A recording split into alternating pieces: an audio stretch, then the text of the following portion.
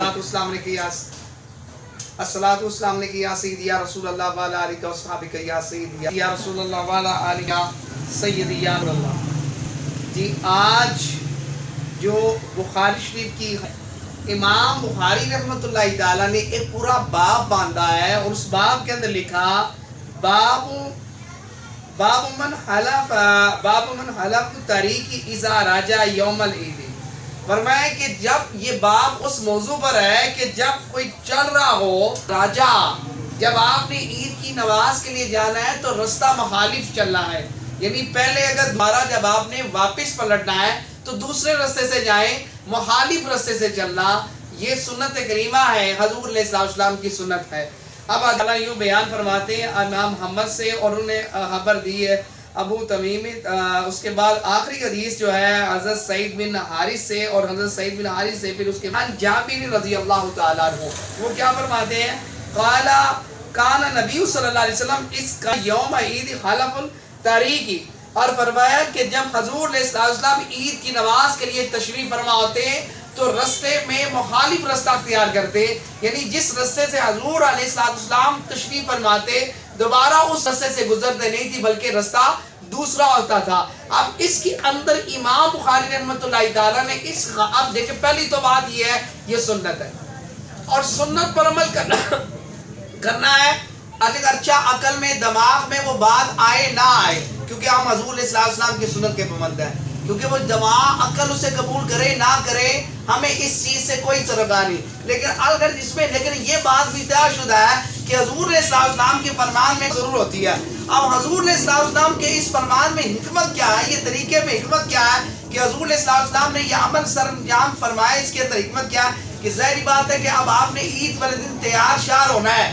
जब आपने ईद वाले दिन तैयार होना है तो तैयार होने की सूरत में क्या होगा, अब एक ही रास्ते से जब आप चलेंगे तो अब ऐसा होगा कि दोबारा वही रास्ते चलने के तैयार हो गई नजर ना मिले।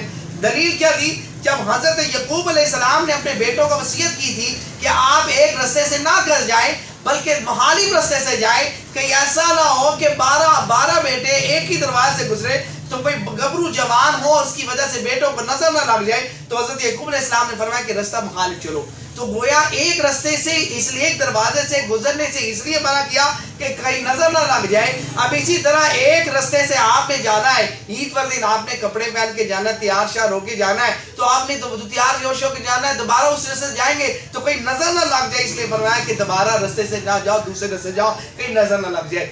एक हिकमत। दूसरी हिकमत इमाम बुखारी ने अपने हाशिए में लिखा कि अब ज़ाहिरी बात है कि जब आपने तकबीरात कहनी है तो आपने जब तकबीरात कहनी है तो जहां जहां ये जमीन भी आपकी गवाही देगी, आपने जो तकबीरात पढ़ी है तो आप दोबारा रास्ते से जाएंगे तो उस रास्ते में वो जमीन भी गवाही देगी। अब जब आप दूसरे रास्ते जाएंगे वो भी जमीन आपके हक में गवाही देगी, तो गवाहियां बढ़ती रहेंगी। क्योंकि जिस जमीन पर आप जिस खत्ता पर जमीन के टुकड़े पर अल्लाह की तस्बीह बयान करते हैं वो जमीन क़यामत के दिन आपके हक में गवाही देगी, आपकी शहादत देगी। आज तो ये जमीन नहीं बोलती, क़यामत के दिन ये जमीन भी कलाम करेगी। तो क़यामत के दिन ये जमीन ने कलाम कर रहा है, तो इसलिए कहा कि जमीन ने कलाम करना है तो अब रास्ता बदलो, पहले इस जमीन ये जमीन गवाही दे दे, आप दूसरे रास्ते जाओ ताकि वो भी जमीन गवाही दे दे। तो गवाहियां बढ़ती रही, गवाहियां बढ़ती रही, गवाहियां बढ़ती रही, और उसके बाद आपकी तकबीर सुनकर दूसरे लोग तकबीरात पढ़ेंगे तो आपको भी सवाब मिलेगा। अब आप तकबीर पढ़ रहे ना, तकबीर के दरमियान आपकी किसी दूसरे ने, ज़ैद, उमर, तलहा, अबू बकर ने, ये किसी ने भी तकबीरात पढ़ी तो इसका सवाब आपको ही पहुंचता रहेगा। तो अगर ये हुआ कि आपको देखकर अगर कोई तकबीर पढ़ता है, अल्लाह अकबर की तस्बीह बयान करता है, तो ये भी आपको देखकर कोई देखो देखी पढ़ता है, कोई आपको देखकर कोई नेकी का काम करता है तो इसका आपको भी सवाब पहुंचता रहेगा। तो ये हिकमत है सारी। और उसके बाद दूसरी बात ये कि अल्लाह की तकबीरात जहाँ जहाँ होगी वहाँ पर उतनी ज़्यादा आपका अल्लाह का नाम लेना वैसे भी बरकत है, फीज़े बरकत है, तो वो रास्ता भी गवाही देगा।